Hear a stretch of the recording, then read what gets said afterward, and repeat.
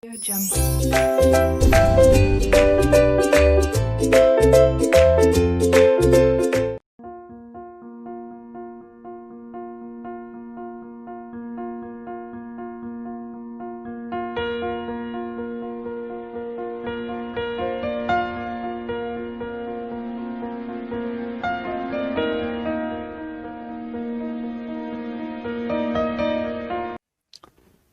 Last class में हमने ladder network पढ़ा था, राइट? तो लैडर नेटवर्क से प्रॉब्लम्स कैसे सॉल्व करते हैं? Good evening Deepak Verma, good evening. Okay, तो चलो लैडर नेटवर्क की प्रॉब्लम्स हम कैसे सॉल्व करते हैं, how we are suppose to solve ladder network problems, that we have already seen in the previous lecture. So what I am going to do now, अभी क्या करेंगे? कैपेसिटेंस का lecture 1 नहीं मिल रहा है सर, कोई बात नहीं सूरज, मिल जाएगा, नो वरीज। तुमने यहां कमेंट कर दिया है, द कोऑर्डिनेटर्स विल सी। अब देखो ये लैडर नेटवर्क में सबसे पहले जब भी ऐसा कुछ हो जो इनफाइनाइट तक चल रहा हो, तो अब हमारी नजर तो इनफाइनाइट तक नहीं जाएगी, our eyes can't see through infinity, right? What we will try to observe, क्या देखने की कोशिश करेंगे हम? ये देखने की कोशिश करेंगे, is there any repeating unit, क्या कोई यूनिट रिपीट हो रही है बार बार? तो कैसे डिसाइड करेंगे? देखो कॉमन सेंस से डिसाइड करेंगे। मुझे साफ साफ दिखाई दे रहा है, clearly visible, that this unit is regularly repeating, this unit is regularly repeating. Okay sir, you give a homework in last class. अच्छा कोई बात नहीं, वो होमवर्क आगे डिस्कस हो जाएगा, अभी मैंने वो क्वेश्चन इंक्लूड नहीं किया यहां पर, बट कोई बात नहीं, आई थिंक हो गया होगा तुमसे। अब इधर ध्यान दो, ये सीरीज ऑब्जर्व करेंगे। तो if these terminals are A and B, ठीक है, तो मैं क्या कर रहा हूं, यहां आगे जो है पॉइंट्स उनको ले रहा हूं पी एंड क्यू। अच्छा tell me, if the same unit is repeating again and again, एक ही यूनिट बार बार अगर रिपीट हो रही है इंफिनिटी तक, first of all this whole is like an ocean for us, if we take a drop out from an ocean, क्या हमें कोई फर्क पड़ेगा? Is it going to affect us anyway? नहीं, कोई फर्क नहीं पड़ेगा। इसलिए क्या करेंगे, इस पूरे के पूरे सर्किट में से अगर एक यूनिट निकाल लेता हूं तो मेरी सेहत पे कोई फर्क नहीं पड़ेगा। या फिर इफ आई एज्यूम की capacitance across A and B, if I say CAB is equals to X, that means then CPQ also equals to X. Why? Because if I remove one unit, then also the net capacitance of the whole circuit is not going to get impacted. Raju, hello Raju, how are you? I am good. अब इधर ध्यान दो, एक unit निकाल दूंगा तो इसकी सेहत पे कोई फर्क पड़ेगा? नहीं पड़ेगा। क्यों? क्योंकि सारे का सारा जो नेटवर्क है उसका कैपेसिटेंस वही होगा जो ए और बी के बीच में है, ठीक है? अब इधर ध्यान दो, तो मैं क्या करता हूं, वापस से बनाता हूं, रीड्रॉ कर रहा हूं इस सर्किट को। इस सर्किट को अगर रीड्रॉ करूंगा तो क्या मिलेगा मुझे मिलेगा ए बी, यहां पे सी, ये वाला भी सी मिलेगा, उसके बाद क्या मिलेगा, उसके बाद ये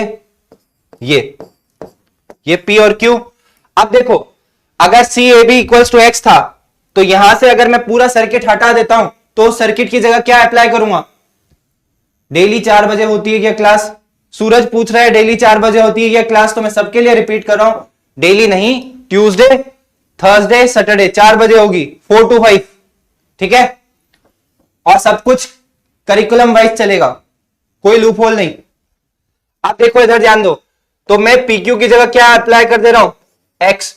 क्यों? क्योंकि मैंने पीछे वाले सर्किट को हटा दिया है ना, पीछे वाले सर्किट को उड़ा दिया है। अगर पीछे वाले सर्किट को उड़ा दिया है तो उसके लिए जो कैपेसिटेंस एज्यूम किया था वही यहां पर लगा दिया मैंने, कोई बड़ी बात नहीं है। अब मैं क्या करूंगा, अब मैं लिख देता हूं, ये दोनों तो क्या है, पैरेलल में है। अगर पैरेलल में कैपेसिटर्स होते हैं तो क्या हो जाता है, C1 और C2 अगर पैरेलल में हो तो हो जाता है C1 प्लस C2, तो वही मैं यहां पे अप्लाई कर देता हूं। क्या मिलेगा मुझे, ये वाला जो है C प्लस एक्स के साथ किस में है, सीरीज में है, और सीरीज में क्या होता है C1 C2 bye C1 plus C2, तो ये हो जाएगा हमारा CAB। तो CAB कितना बन रहा है, CAB is equal to C1 C2। C1 क्या है, C है, C2 क्या है, इन दोनों का कॉम्बो है। किन दोनों का कॉम्बो, C और X का कॉम्बो। C और X किस में, पैरेलल में, तो इसका मतलब C into C plus X divided by C1 plus C2 कितना, एक तो C ये और C प्लस एक्स ये वाला। अभिषेक साहा, हेलो हेलो अभिषेक साहा। सो C 2C प्लस एक्स, ठीक है, 2C प्लस एक्स। तो अभी क्या होगा, C square plus C x divided by 2C plus x. But we have already assumed, क्या एज्यूम किया है हमने, हमने ये एज्यूम किया है कि CAB जो है वो x के बराबर है। तो मैं CAB की जगह क्या पुट कर दूंगा, x पुट कर दूंगा। तो CAB की जगह x पुट कर देते हैं, ये रहा हमारा x। So x is equal to C square plus C x upon 2C plus x. तो ये हो जाएगा x is equal to C square plus C x divided by 2C plus x. 2CX plus x square is equal to C square plus C x. X square plus C x minus C square is equal to 0। तो यहां से हमें क्या मिल रहा है, x is equal to minus C plus minus C square plus 4C square divided by 2। So यहां से हमें मिलेगा √5 माइनस 1 C बाई 2।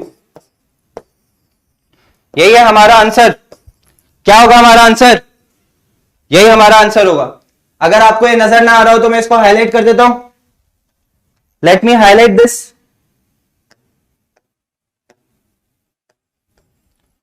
तो ये मैं आपके लिए हाईलाइट कर देता हूं।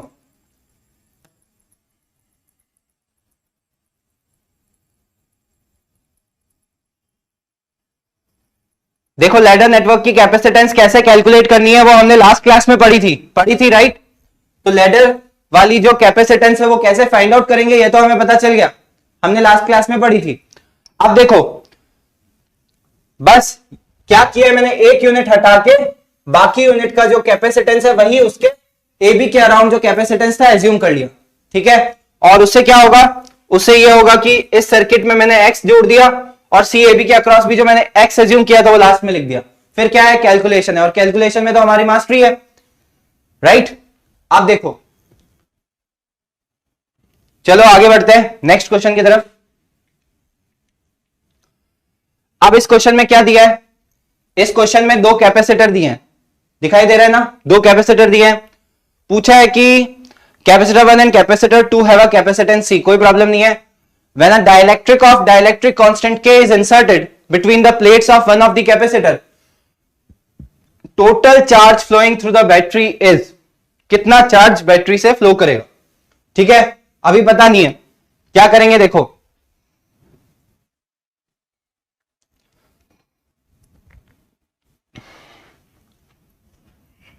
मान लेते हैं कि बैटरी से कितना चार्ज फ्लो करेगा, मान लेते हैं कि बैटरी से कितना चार्ज फ्लो करेगा, x, मान लेते हैं कि x फ्लो करेगा।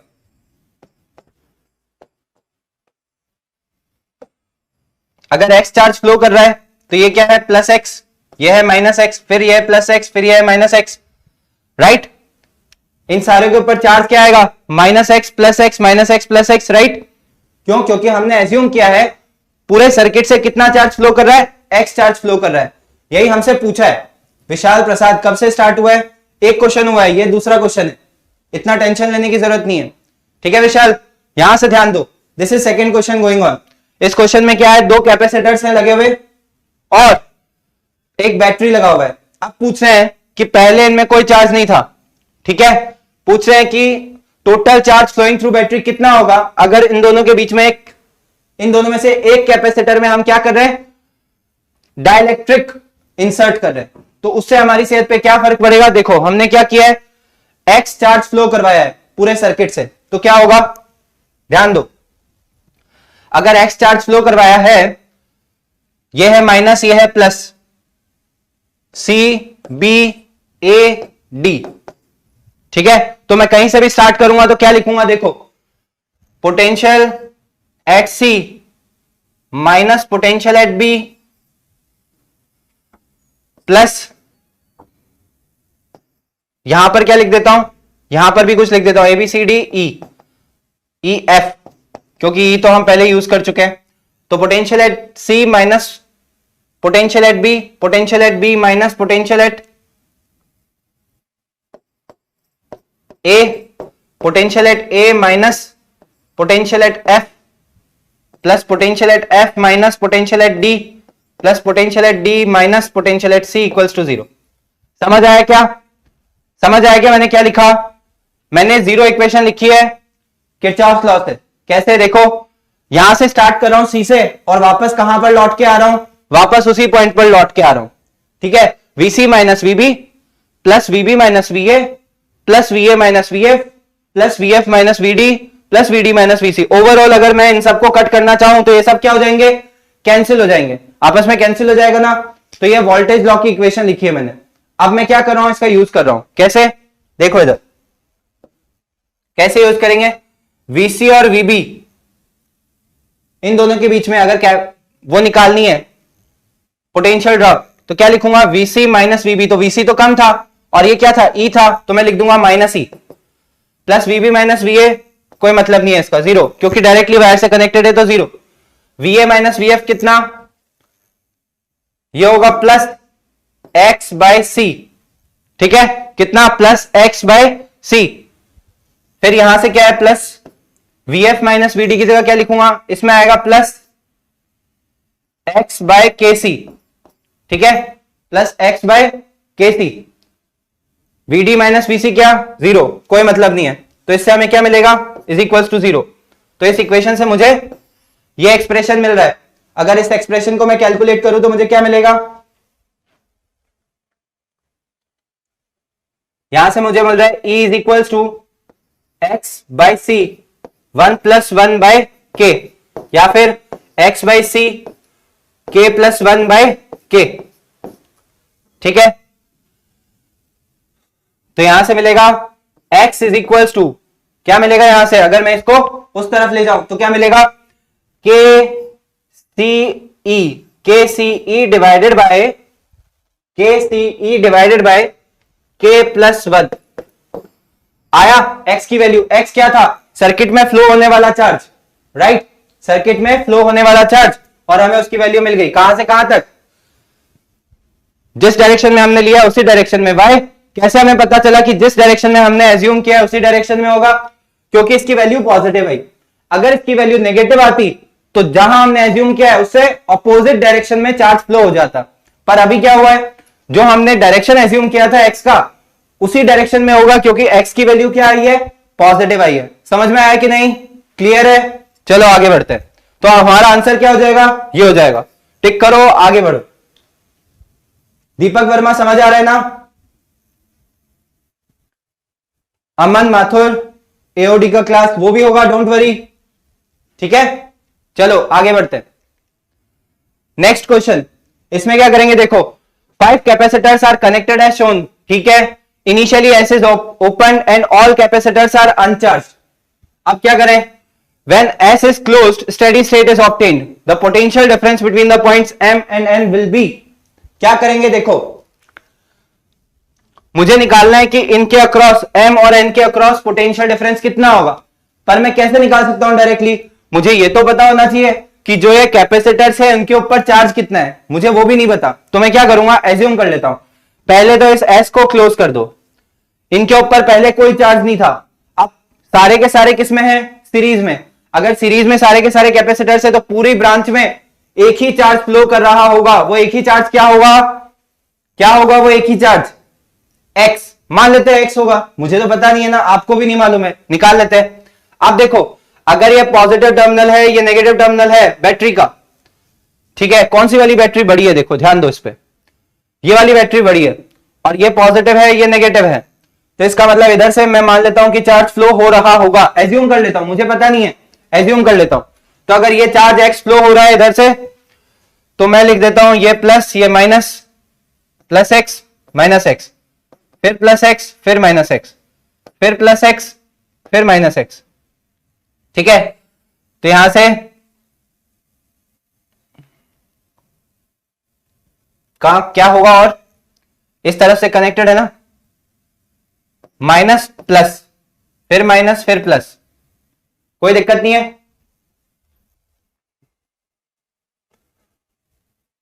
तो पॉजिटिव प्लेट से जो कनेक्टेड है वो प्लेट को क्या, पॉजिटिव, जो नेगेटिव प्लेट से कनेक्टेड है वो प्लेट कैसी है, नेगेटिव है, बस और कुछ नहीं किया हमने। अब क्या करेंगे, देखो मैंने एज्यूम किया है कि ऐसा होगा कि इस डायरेक्शन में चार्ज फ्लो कर रहा है, ठीक है। चार्ज का डायरेक्शन कुछ और भी हो सकता है, मे बी हमारा वैल्यू अगर नेगेटिव आ गया तो उसके अकॉर्डिंग हम अपना आंसर चेंज कर लेंगे। अभी क्या है, इसके लिए जो कैलकुलेशन होगा वो करते हैं। यहां पर चार्ज कितना है, x माइनस एक्स, यहां पे क्या है, x माइनस एक्स, कोई दिक्कत नहीं है। हमने किसके अकॉर्डिंग लगाया है, ये प्लस एक्स माइनस एक्स का डायरेक्शन प्लस 31 वोल्ट के अकॉर्डिंग लगाया है, ठीक है। तो अब हम यहां से क्या करेंगे, देखो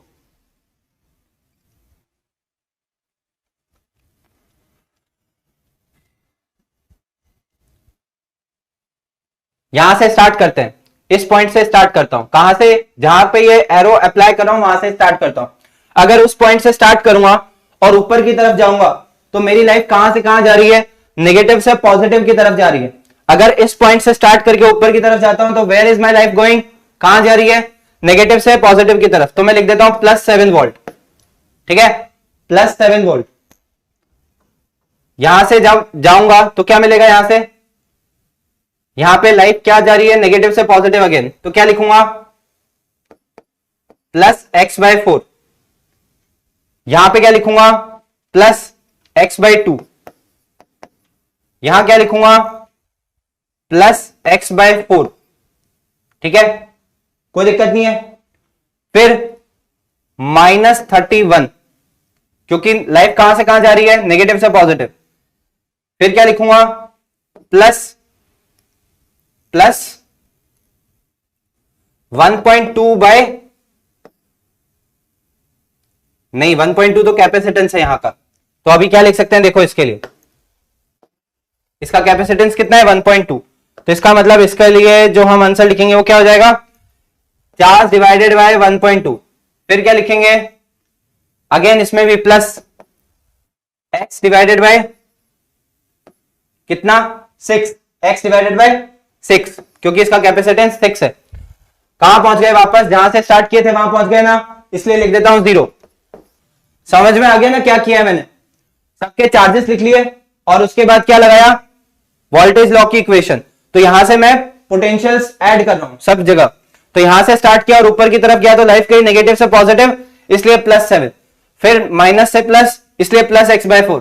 फिर माइनस से प्लस, इसलिए +x/2। फिर माइनस से प्लस, इसलिए +x/4। क्यों, क्योंकि वोल्टेज होता है Q/C, इसलिए मैंने ये सब लिख दिया है। फिर लाइफ जा रही है पॉजिटिव से नेगेटिव, तो मैंने लिख दिया है -31। फिर +x1/2 +x/6, ठीक है। अब क्या करेंगे, बस इसको सॉल्व कर लेंगे। कितनी बार आ रहा है, देखो x/4 और x/4 मिला के क्या बनता है, x/2, x/2 + x/2 मिला के क्या बनता है, x, इन तीनों को मिला के तो बन गया x। और क्या बचा बताओ, तो अभी लिख लेते हैं कितना, 31 - 7 is equals to, 31 - 7 is equals to x plus 10x/12 plus 2x/12, ठीक है, x plus 10x/12 plus 2x/12, क्योंकि ये 1.2 था तो मैंने इसको 10x/12 लिख दिया है। अब क्या लिखेंगे, ये जो x है इसके लिए भी डिनोमिनेटर सेम कर लेता हूं, राइट, इतना ट्रबल क्यों लेंगे, तो इसके लिए डिनोमिनेटर सेम कर लेता हूं, 12 डिवाइडेड बाय 12। लाइफ आसान हो गई ना, लाइफ आसान हो गई, चलो इसको जोड़ दो, 12 + 2 14, 14 + 10 कितना, 24। तो ये हो जाएगा 37, 31 - 7 कितना हो जाएगा, 11 - 7 4। तो 24 is equal to 24x divided by 12। तो ये आया 24, 24 कैंसिल, x की वैल्यू कितनी आई, 12। क्लियर है, x की वैल्यू पता चल गई, इसका मतलब हमें पता चल गया सारों के ऊपर चार्ज कितना है, Deepak Verma 12 volt. Very good, very good, आया ना आंसर। अब क्या करेंगे, पूछा गया था हमसे, पोटेंशियल डिफरेंस पूछा था m और n के बीच में। अब मैं क्या कर सकता हूं, Vm - Vn लिख सकता हूं, राइट साइड से भी लिख सकता हूं और लेफ्ट साइड से भी लिख सकता हूं। तो मैं किधर से लिखूंगा, इधर बहुत सारे मेंबर्स हैं, मैं इस तरफ से लिखूंगा, कम लोगों को एंटरटेन करना पड़ेगा। अगर लेफ्ट साइड से जाऊंगा तो कम लोगों को एंटरटेन करना पड़ेगा, एक कैपेसिटर, बैटरी और एक कैपेसिटर, खत्म। पर यहां से जाऊंगा तो सबको फेस करना पड़ेगा, ज्यादा लोग है इसलिए इधर नहीं जाऊंगा, ठीक है, टाइम बचेगा। इस तरह से जाते हैं। अब क्या करेंगे, देखो मैं Vm से स्टार्ट कर रहा हूं, Vm, फिर Vm से क्या हो रहा है, पोटेंशियल माइनस में जा रहा है, तो माइनस Q बाय 4, Q कितना था X, यानी कि 12/4। फिर क्या लिखेंगे, कितना लिखेंगे इसमें, देखो ये आया है माइक्रो कुलाम में, ये जो X आया है ये माइक्रो कुलाम में आया है, ध्यान रखना। क्यों, क्योंकि हमारा जो कैपेसिटेंस था वो माइक्रो फराड में था, जो चार्ज आया है वो माइक्रो कुलाम में आया है इसका वैल्यू। तो अभी जो वोल्ट का वैल्यू आएगा, पोटेंशियल का वैल्यू आएगा, वो वोल्ट में ही आएगा, ठीक है ना। पर ये दोनों कैपेसिटेंस और चार्ज किस में आएंगे, माइक्रो में। तो इसकी मैग्नीट्यूड का ध्यान रखना है, Vm माइनस 12/4, उसके बाद प्लस से माइनस यानी कि -7, फिर क्या प्लस से माइनस यानी कि -12/6, पहुंच गए n पे, तो ये है n, ठीक है। तो यहां से मुझे मिलेगा Vm माइनस Vn कितना बनता है, 12/4 कितना 3, तो 3, 12/6 कितना 2, तो +2, -7, इसका मतलब कितना 5 - 7, तो कितना आया -2। तो ये हो गया हमारा आंसर। क्लियर आया क्या, कितना आंसर आया, -2 वोल्ट। समझ आया कि नहीं समझ आया, दीपक वर्मा, क्लियर हुआ। 12 वोल्ट नहीं, 12 वोल्ट नहीं है, 12 तो माइक्रो कूलम है, एक्स की वैल्यू आई है। हमें क्या निकालना है, पोटेंशियल डिफरेंस निकालना है एम और एन के बीच में। अगर पोटेंशियल डिफरेंस निकालना है एम और एन के बीच में तो क्या करेंगे, चार्ज की वैल्यू पुट करके Vm minus Q by C -7 minus Q by C और n तक पहुंचेंगे। समझ में आया क्या दीपक, क्लियर हुआ क्या, कमेंट करो। चलो तो हमारा आंसर क्या आ रहा है, -2 वोल्ट। क्लियर है, आप इसको -2 वोल्ट लिखो या Vn माइनस Vm करके +2 वोल्ट लिख दो, एक ही बात है। आगे बढ़ते हैं। अब देखो इस तरह के क्वेश्चन को कैसे फेस करेंगे, इस तरह के क्वेश्चन को कैसे फेस करेंगे। Two dielectric slabs of constant K1 and K2 have been filled in between the plates of a capacitor as shown below. ठीक है, What will be the capacitance of capacitor? Basically अभी हो क्या रहा है, अभी हो रहा है कि ये कैपेसिटर का जो पार्ट है ये K1 है और ये K2 है। इन क्वेश्चंस को कैसे हैंडल करना है, ध्यान से सुनना मैं जो बोल रहा हूं। मान लो आप ये टॉप वाले प्लेट पे हो, हमेशा ट्रेवल कहां से कहां करना है, प्लेट से प्लेट तक। कहां से कहां करना है, प्लेट से प्लेट तक। प्लेट कहां है, टॉप पे, उसके बाद प्लेट कहां है, बॉटम पे। तो मैं क्या कर रहा हूं, यहां से टहलने निकला हूं, प्लेट टॉप पे है, वहां से टहलने निकला हूं दूसरे प्लेट की तरफ। तो बीच में कौन कौन मिला, बीच में मिला K1, फिर उसके जस्ट बाद कौन कौन इंसान मिला मेरे को, K2 मिल गया। इसका मतलब सीरीज में मुझे लोग मिलते जा रहे हैं, सीरीज में मुझसे क्या हो रहा है, लोगों की मुलाकात हो रही है। इसका क्या मतलब है, एक के बाद एक जो मुझसे मिल रहे हैं वो क्या होंगे, सीरीज में। अगर सेम टाइम में मिल जाते तो क्या होता, पैरेलल। पर एक के बाद एक मिल रहे हैं तो इसका क्या मतलब है, सीरीज में। समझ में आया क्या, तो इसका मतलब है मेरे पास कितने कैपेसिटर, जितने मटेरियल, जितने टाइप के मटेरियल उतने टाइप के कैपेसिटर। समझ में आया, जैसे ये एक मटेरियल का टाइप है K1, दूसरे मटेरियल का टाइप है K2, तो इसमें आ रहा है C1 और इसको बोल देते हैं C2। अब क्या करेंगे, देखो ध्यान देना है।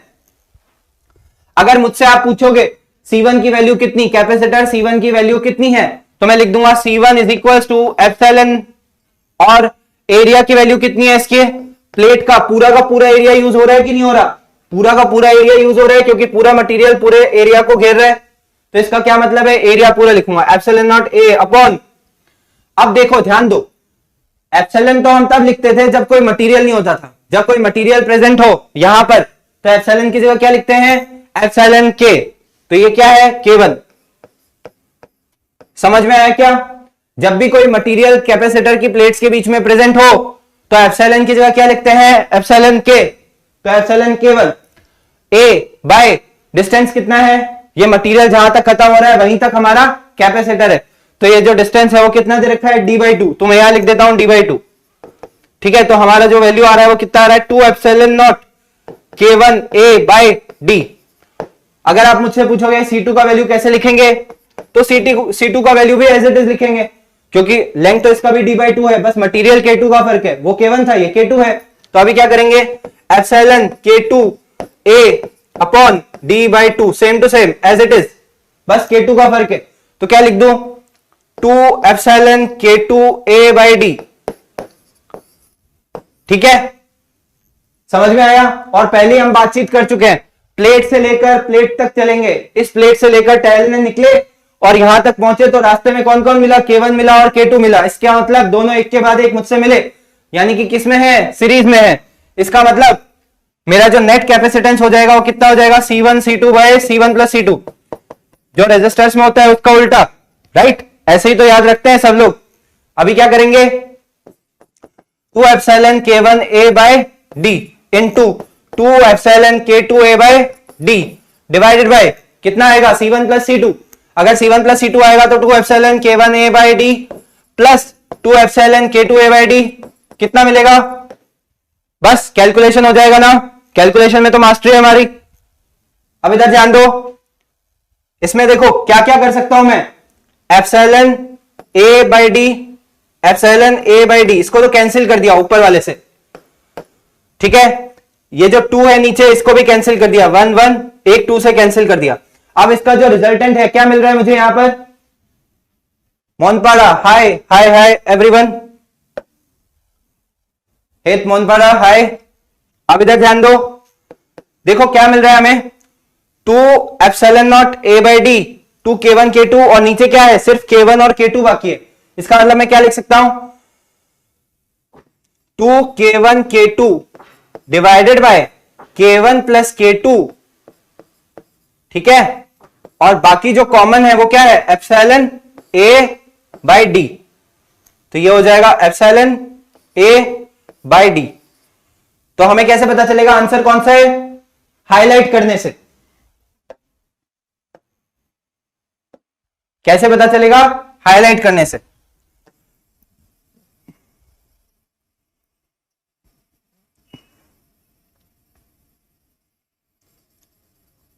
तो यह हमारा आंसर को मैंने चमका दिया, आपको भी चमक जाना चाहिए। चमक रहा है ना, सब कुछ क्लियर है ना, एकदम ऐसे माइंड जलना चाहिए। जैसे ही समझ आता है एकदम दिमाग की बत्ती जल जाती है, कॉन्फिडेंस बढ़ता है कि हाँ ये तो कोई बड़ी बात नहीं थी, वो कोई बहुत बड़ी चीज नहीं थी। समझ पा रहे हो, इज दैट क्लियर और नॉट। चलो नेक्स्ट क्वेश्चन के लिए आगे बढ़ते हैं। ये तो क्या था, बेसिक था, इससे बड़ा वाला आएगा तो मजा आएगा।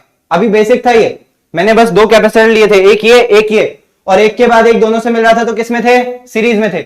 अब क्या करेंगे, आगे बढ़ते हैं। अब देखो वापस से मैं टहलने निकला हूं, कहां से कहां तक, एक प्लेट ये है और दूसरी प्लेट ये है।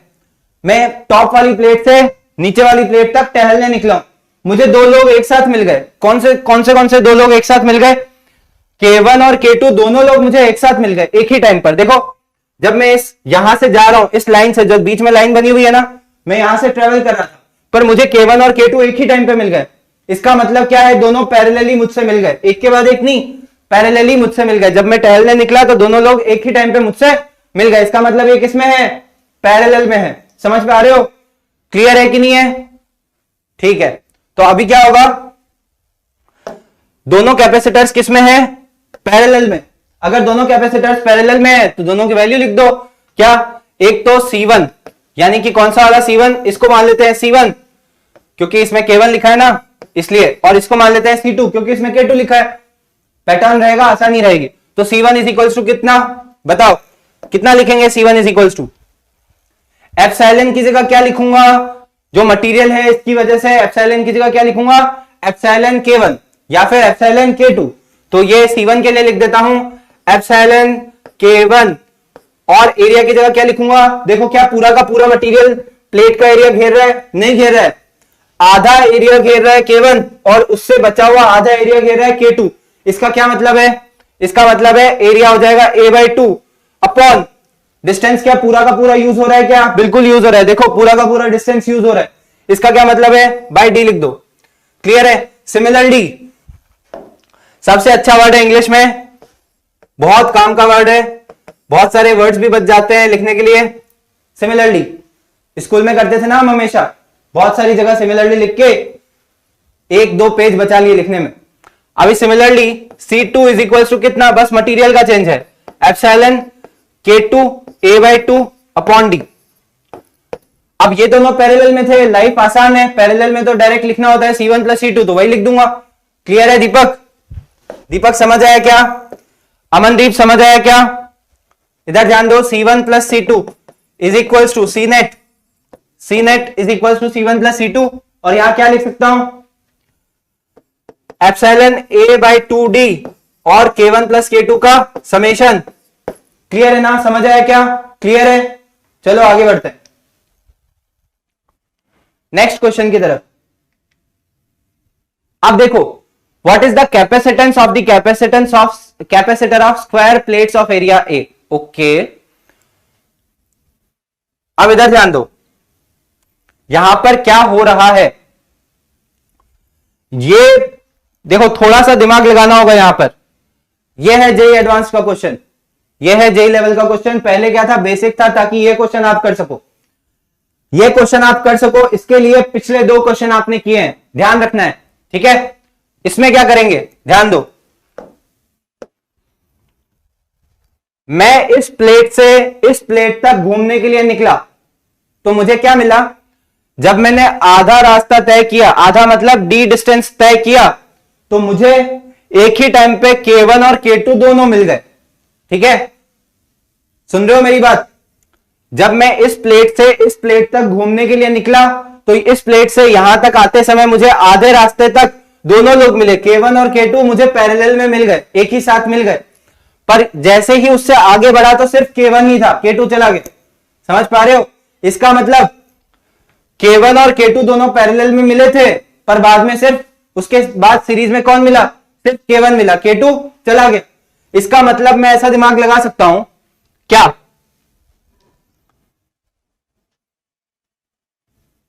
इसको हाफ कर देता हूं ऐसे,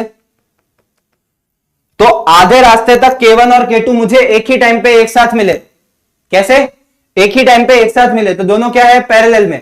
और उसके बाद इस मुलाकात के बाद दूसरी मुलाकात किससे हुई, अकेले K1 वाले मटेरियल से, पर उसका एरिया बड़ा था। समझ पा रहे हो? तो इसका मतलब है मेरे पास कितने कैपेसिटर्स हैं, मेरे पास कैपेसिटर है एक तो ये, दूसरा कैपेसिटर कौन सा है, ये, तीसरा कैपेसिटर कौन सा है, ये। समझ पा रहे हो? कितने कैपेसिटर है मेरे पास, C1, यह है C2 और यह है C3। C3 के पास पूरा एरिया है और C1 और C2 के पास आधा आधा एरिया था। समझ पा रहे हो? बस इतना अगर समझ आ गया तो काम बन जाएगा। C1 parallel to C2, okay. उसके बाद this combo in series with C3। C1 और C2 का तो पैरेलल में है, इनका कॉम्बो है, और ये जो कॉम्बो है ये किसके साथ सीरीज में है, C3 के साथ सीरीज में। ठीक है, तो अभी सबकी वैल्यू लिख देते हैं। किसकी किसकी वैल्यू लिखूंगा मैं, देखो ध्यान से सुनना, किसकी किसकी वैल्यू लिख रहा हूं। पहले C1 की वैल्यू लिखता हूं, तो C1 की वैल्यू लिखूंगा, ये मटेरियल कौन सा है, K1 मटेरियल है। अगर K1 मटेरियल होता है तो एप्सिलॉन की जगह क्या लिखूंगा, एप्सिलॉन K1, तो लिख दो एप्सिलॉन K1। एरिया की जगह क्या लिखूंगा, एरिया आधा यूज हो रहा है तो A/2 लिखूंगा। डी की जगह क्या लिखूंगा, डिस्टेंस डी दे रखा है, वही लिख देता हूं। तो यहां से मुझे मिल रहा है एप्सिलॉन A/2D K1। ठीक है, ये तो हो गई C1 की वैल्यू। C2 की वैल्यू कैसे लिखूंगा, C2 की वैल्यू लिखूंगा कैसे, देखो एप्सिलॉन की जगह क्या लिखूंगा, एप्सिलॉन K2, तो एप्सिलॉन K2 लिख दिया। ठीक है, एरिया कितना यूज हो रहा है, आधा एरिया यूज कर रहा है ये मटेरियल, तो इसलिए epsilon K2 A/2 upon distance कितना, D। तो कितना लिख सकते हैं, एप्सिलॉन A/2D K2। समझ पा रहे हो क्या? अभी तक मैंने किस किस की वैल्यू लिख दी है, C1 और C2 की वैल्यू मैं लिख चुका हूं, और किसकी वैल्यू लिख सकते हैं, ध्यान दो। अब ये बड़ा वाला C3 वो बचा है, मटेरियल इसका सेम है पर इसका लेवल अलग है। क्यों? क्योंकि ये पूरा एरिया यूज कर रहा है, इसलिए मुझे क्या करना पड़ा, इसको एक और कैपेसिटर की तरह लेना पड़ा। तो ये दोनों का कॉम्बो, जब ये दोनों एक साथ मिले थे, उसके बाद सीरीज में मुलाकात किससे हुई, C3 से हुई, जब मैं इस प्लेट से इस प्लेट की तरफ वॉक करने जा रहा था। समझ पा रहे हो? तो इसलिए अब C3 की वैल्यू भी लिख देता हूं। क्या C3 की वैल्यू कितनी, एप्सिलॉन K1 क्योंकि एप्सिलॉन की जगह क्या लिखते हैं, एप्सिलॉन इंटू के जो मटेरियल का है, एप्सिलॉन K1 इंटू एरिया पूरा का पूरा बाय डिस्टेंस d, ये डिस्टेंस d है तो लिख दिया, तो ये आ जाएगा epsilon A K1 by d। Clear है? तो अभी क्या मिलेगा हमें, C1 C2 C3 तीन कैपेसिटर है हमारे पास, C1 और C2 का पैरेलल कॉम्बो है और इस कॉम्बिनेशन को C3 के साथ किसमें है लगाया हुआ, सीरीज में लगाया हुआ है। तो बस अब कैलकुलेशन बाकी है, वैल्यूज हमने लिख दी है और कैलकुलेशन में तो हमारी मास्टरी है, तो फटाफट कैलकुलेट कर देते हैं। C1 और C2 का कॉम्बो, तो इसको लिख दो C1 प्लस C2, कितना आ रहा है C1 प्लस C2 कितना, epsilon A by 2d, epsilon A by 2d K1 K2 का डिफरेंस है बस, तो मैं लिख देता हूं epsilon A by 2d K1 plus K2, ठीक है, ये हो गया इन दोनों का कॉम्बो। अब ये क्या है, सीरीज, सीरीज में किसके साथ, सीरीज विथ C3, तो अभी क्या लिख दूंगा, C net is equals to C3 into this, तो इसका मतलब C3 की वैल्यू डायरेक्ट पुट कर देता हूं,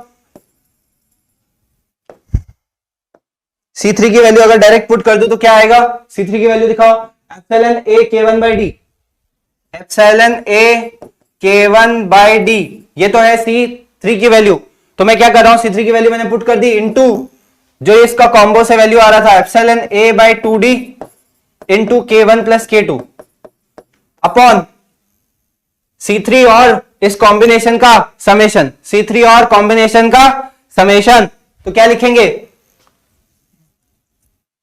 C3 में हम लिखेंगे क्या बताओ, epsilon A K1 by D, epsilon A K1 by D plus plus क्या, इन दोनों का कॉम्बो, तो यानी कि एप्सिलॉन A बाई 2d और ये आ जाएगा K1 प्लस K2। समझ पा रहे हो क्या, कैलकुलेशन हो रहा है ना आराम से, ये लिख दिया मैंने आपके लिए कैलकुलेशन। अभी क्या करना है, फटाफट कट कट कट कर देना है। कैसे, देखो एप्सिलॉन ए हटा दो, ऊपर मल्टीप्लिकेशन में ना दो दो है, एक को हटा दो। अब क्या करूं, डी को भी हटा दो यहां से, तो एक डी भी हटा दो ऊपर से। अब क्या मिलेगा, इधर तो बच गया K1 प्लस K2 बाई 2, कोई दिक्कत नहीं है। तो अभी सी नेट की वैल्यू कितनी बन रही है, इज इक्वल्स टू ऊपर कितना बचा है, एप्सिलॉन A बाई 2d और K1 into K1 plus K2 बचा है, तो इसका मतलब मैं लिख देता हूं एप्सिलॉन A बाई 2d और आगे बचा है K1 और K1 प्लस K2 मल्टीप्लीकेशन में, और नीचे क्या बचा है, divided by K1 plus K2 by 2, तो 2K1 प्लस K2 बाई 2।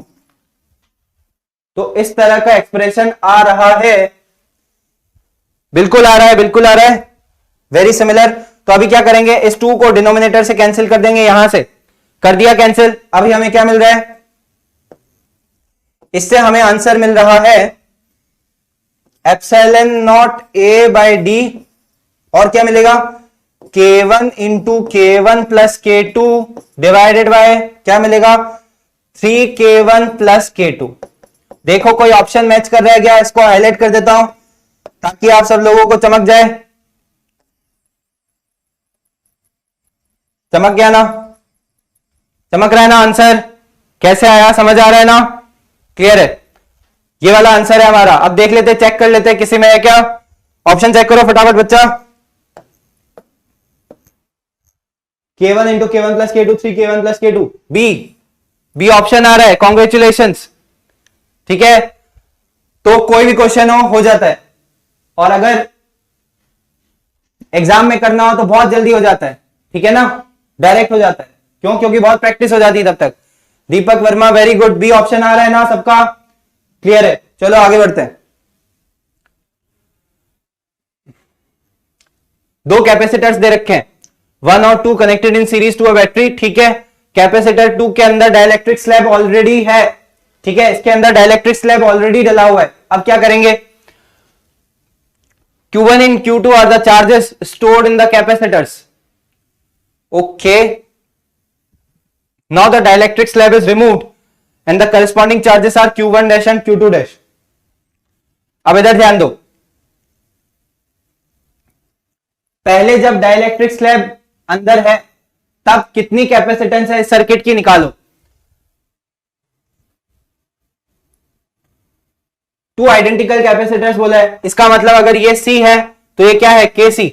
समझ पा रहे हो, आइडेंटिकल कैपेसिटर्स थे तो दोनों की कैपेसिटेंस थी सी। अगर एक के अंदर मैंने डाइलेक्ट्रिक स्लैब डाल दिया के डाइलेक्ट्रिक कांस्टेंट का, तो कैपेसिटेंस कितनी हो जाएगी, के सी। तो अब मेरे पास कैपेसिटेंस कौन कौन सी है, एक तो सी है और एक के सी है, और दोनों किस में है, सीरीज में है। तो इसके लिए मैं लिख दूंगा C net is equals to कितना, C into K C divided by C plus K C. तो यहां से मुझे मिलता है C net is equals to C into K C divided by सी के प्लस वन। तो सी कैंसिल कर दिया, तो यहां से मिलेगा सी नेट इज इक्वल्स टू के C divided by K plus one. तो अगर तुम मुझसे पूछोगे कि पहले चार्जेस कितने थे, तो मैं क्या लिखूंगा, सी वी, सी इंटू वी। तो सारे के ऊपर चार्जेस जो फ्लो होंगे वो कितने फ्लो होंगे, C net into V. Q is equals to C net into E. तो यहां से आ जाएगा K C E divided by K plus one.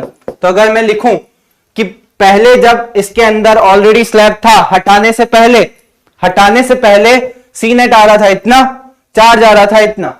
अगर हटाने से पहले इतना चार्ज था तो लिख देता हूं Q1 is equals to Q2 is equals to कितना है, K C E divided by K plus one. ये तो पहले आ रहा था, अब क्या होगा, इसको हटा दो, ऐसा ये बोल रहे।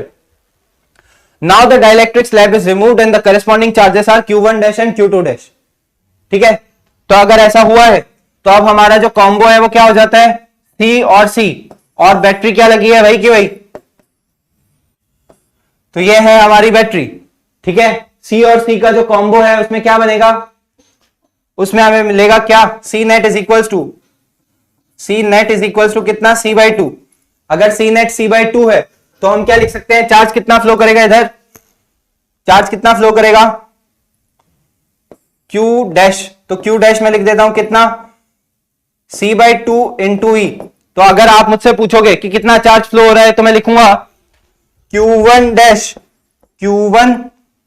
Dash equals to Q2 dash is equals to C E by two. ठीक है, पूछा क्या है, देखो ऑप्शंस दिए हमको, Q1 डैश बाय Q1 करूंगा तो आएगा क्या,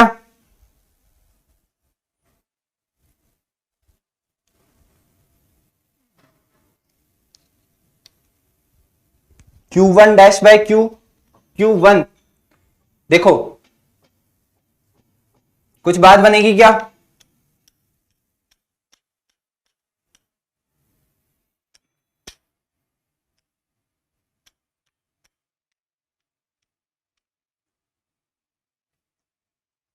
देखो ये बन रहा है बात, Q2 डैश बाय Q2 हमें दिया हुआ है, कितना दिया हुआ है, K plus one by two के। तो ये क्या है Q2 और ये क्या है Q2 डैश। तो हमें क्या मिलेगा, लिख देते हैं Q2 dash divided by Q2 dash divided by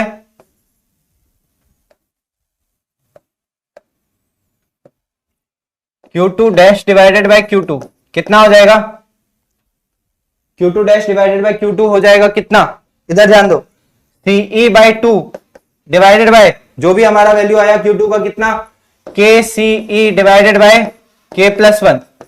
तो आ जाएगा CE और CE कट कर दो, CE और CE को कट कर दो, तो यहां से बन रहा है कितना, K plus one by two के। तो ये एक ही ऑप्शन है, ये वाला।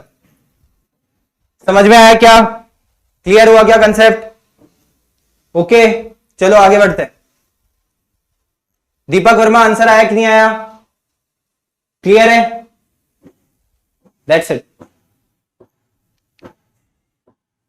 अब देखो ये प्लेट्स वाला तो मैंने पिछली क्लास में करवा दिया था कंसेप्ट, प्रैक्टिस के लिए दिया है एक क्वेश्चन, कैसे करेंगे इसको, ध्यान देना है, ध्यान देना है सबको इस पे। प्लेट्स जहां भी देखो क्या करेंगे, नंबरिंग, नंबर डाल दो, अंशदीप नंबर डाल दो, 1 2 3 4 नंबर डाल दिया। अब देखो ग्रुपिंग करना है, ग्रुप बनाओ इनका, कैसे, प्लेट नंबर 1 और 3 का ग्रुप बन रहा है, प्लेट नंबर 2 और 4 का ग्रुप बन रहा है, तो ग्रुपिंग बना दो, 1 और 3 का ग्रुप बना दो, 2 और 4 का ग्रुप बना दो। क्यों, क्योंकि दोनों प्लेट्स जुड़ी हुई हैं एक वायर से, और यहां भी दोनों प्लेट्स एक वायर से जुड़ी हुई है। समझ में आया क्या, अब 1 और 3 जो किस टर्मिनल से जुड़ी हुई है, ए टर्मिनल से, 2 और 4 किस टर्मिनल से जुड़ी हुई है, बी टर्मिनल से। समझ आया। अब देखो देख लेते हैं क्या पॉसिबिलिटीज है। कैपेसिटर बन सकता है कि नहीं बन सकता, कैपेसिटर बन सकता है या नहीं बन सकता है, चेक कर लेते हैं। तो 1 और 2 के बीच में कैपेसिटर बन सकता है क्या, बन सकता है। क्यों, क्योंकि दोनों अलग अलग पॉइंट है, कोई दिक्कत नहीं है, और पास पास में भी है। 2 और 3 के बीच में बन सकता है क्या, बिल्कुल बन सकता है। 3 और 4 के बीच में बन सकता है, बिल्कुल बन सकता है, कोई दिक्कत ही नहीं है। तो नेट कैपेसिटेंस कितना हो गया 3C, क्योंकि C plus C plus C तीनों पैरेलल में है। तो अगर आप मुझसे पूछोगे C नेट कितना, तो मैं बोल दूंगा 3C। इसका मतलब 3 epsilon not A by D। तो ये होना चाहिए मेरा आंसर। क्या आ रहा है, ये ऑप्शन आ रहा है, बिल्कुल ये रहा मेरा ऑप्शन। टिक करेंगे, आगे बढ़ेंगे। आसान क्वेश्चन था, क्लियर है ना, very good. Deepak Verma D, नहीं डी नहीं आएगा, थर्ड आ रहा है Deepak Verma, option number 3। Clear है, चलो आगे बढ़ते हैं। The figure shows a circuit consisting of 4 capacitors, the effective capacitance between A and B. A and B कहां पर है, देखो एक तो ये ए है और ये वाला पॉइंट जो है वो डायरेक्टली यहां से जुड़ा हुआ है, इसका मतलब ये भी ए है। दो पॉइंट्स जो एक दूसरे से डायरेक्टली एक वायर से जुड़े हों वो सेम पोटेंशियल के पॉइंट होते हैं, इसलिए हम उनको सेम कंसिडर करते हैं, सेम पॉइंट कंसिडर करते हैं। कहां पढ़ा था, लेक्चर नंबर 2 में पढ़ा था ना। तो बस यहां पर जो पॉइंट है वो ए है और यहां पे पॉइंट है जो ए है। इसका मतलब मेरे पास कितने पॉइंट्स हो गए, एक तो ए, एक बी और एक और पॉइंट इसको मान लेता हूं सी, ठीक है, क्योंकि वो बिल्कुल अलग पॉइंट है। तो अब मैं क्या लिख लेता हूं, ये है ए, ये है बी और बीच में कहीं सी लगा दो, ये सी, ये टर्मिनल्स ए और बी। ए और सी के बीच में कोई कैपेसिटर है क्या, है। सी और बी के बीच में कोई कैपेसिटर है क्या, बिल्कुल है। तो इन दोनों को टिक मार दो क्योंकि ये कवर हो गए। सी और ए के बीच में है क्या एक और कैपेसिटर, बिल्कुल है, ठीक है। सी और ए के बीच में 2 कैपेसिटर, और क्या ए और बी के बीच में कैपेसिटर है क्या, बिल्कुल है, डायरेक्ट इसको भी टिक मार दो। क्या सारे के सारे कैपेसिटर्स हमने कवर कर लिए, क्या सारे के सारे कैपेसिटर्स हमने कवर कर लिए, बिल्कुल कर लिए। इसलिए ये क्या हो जाएगा कॉम्बो, ये हो जाएगा 2C। एक्चुअली 2C लिखने की जरूरत नहीं, हमको तो डायरेक्ट वैल्यू दी हुई है। कितनी वैल्यू दी हुई है, देखो हमको दोनों की वैल्यू दी हुई है 1 और 1। अगर दोनों की वैल्यू 1 और 1 है, अगर दोनों की वैल्यू 1 और 1 है तो हम क्या कर सकते हैं, ये 1 ये 1, इसका मतलब ये 2 है और ये क्या है 1, ये है 2, दिया हुआ है पहले से 2 माइक्रोफराड, बी और सी के बीच में 1, ठीक है। तो 2 और 1 का कॉम्बो सीरीज में क्या हो जाएगा, 2 into 1 by 2 plus 1, ये हो जाएगा। तो 2/3 हो गया ये हमारा कॉम्बो। कितना हो गया, 2/3। तो इसका क्या मतलब है, ए और बी के बीच में 2/3 बना है और यहां पे क्या बना है, 2 बना है। तो इसका मतलब क्या है, ए और बी के बीच में कैपेसिटेंस कितना हो जाएगा, C A B is equals to 2/3 + 2, तो यानी कि 3 to 6 + 2 8/3 माइक्रोफराड। ये होगा हमारा नेट कैपेसिटेंस। ऑप्शन है क्या, देखो चेक करो ऑप्शन में आ रहा है क्या, आ रहा है ऑप्शन नंबर 3। टिक करेंगे, आगे बढ़ेंगे। समझ में आया ना, आसान क्वेश्चन था। संतराम, संतराम हेलो, क्वेश्चन आ रहा है ना, क्लियर है। The potential difference across the capacitance of 2 microfarad, इसके अक्रॉस पोटेंशियल डिफरेंस निकालना है, ठीक है। तो पहले क्या कर सकते हैं, देखो 633, अब क्या लिख सकते हैं, 633 किसमें है, पैरेलल में है। अगर 633 पैरेलल में है तो हम क्या लिख सकते हैं, 6 + 3 + 3 कितना, 6 + 6 12। तो टोटल कैपेसिटेंस कितना बन रहा है, 12 माइक्रोफराड बन रहा है। इज दैट क्लियर और नॉट। अगर 12 माइक्रोफराड बन रहा है तो हम क्या लिख सकते हैं, देखो एक, ये 2, ये 12 माइक्रोफराड, ये 2 माइक्रोफराड, ठीक है। और यहां पे क्या लिख सकते हैं, ±70 वोल्ट, ठीक है। अब क्या लिखेंगे, ये प्लस माइनस, ये प्लस माइनस। अब क्या लिखेंगे, देखो पूछा है पोटेंशियल डिफरेंस कैपेसिटेंस के अक्रॉस। अगर पोटेंशियल डिफरेंस पूछा है तो एक बात आपको पता होनी चाहिए, अगर कैपेसिटर सीरीज में है तो उनके ऊपर क्या चार्ज सेम होगा, Q = CV, कांस्टेंट होगा क्या, अगर कांस्टेंट होगा, सेम होगा, तो हम बोल सकते हैं कि V inversely proportional to capacitance लिखा जा सकता है। क्या ये आप मानते हो कि नहीं मानते हो, V inversely proportional to capacitance C लिख सकते हैं। अगर दोनों कैपेसिटर सीरीज में हो तो हम क्या करेंगे, देखो तो हम लिख देंगे V1 रेशियो V2। V1 किसके अक्रॉस, ये 12 वाले के अक्रॉस, V2 किसके अक्रॉस, 2 माइक्रोफराड के अक्रॉस। तो यहां लिख दूंगा 1/12, ये लिख दूंगा 1/2, तो इसको लिख दूंगा 1, इसको लिख दूंगा 6। तो ये लिख देंगे x plus 6x is equal to total कितना 70 दे रखा है, तो 70 लिख दो यहां पर। तो x आ जाएगा कितना 10, अगर x 10 आ जाएगा तो ये हो जाएगा 10 और ये हो जाएगा 60 वोल्ट। इसका मतलब मेरा आंसर क्या हो जाएगा 60 वोल्ट, क्योंकि मुझे तो 2 के अलोंग ही चाहिए था। समझ आया क्या, क्लियर हुआ? अंशदीप क्लियर हुआ क्या? दीपक गुड, क्लियर है। तो आगे बढ़ते हैं नेक्स्ट क्वेश्चन की तरफ।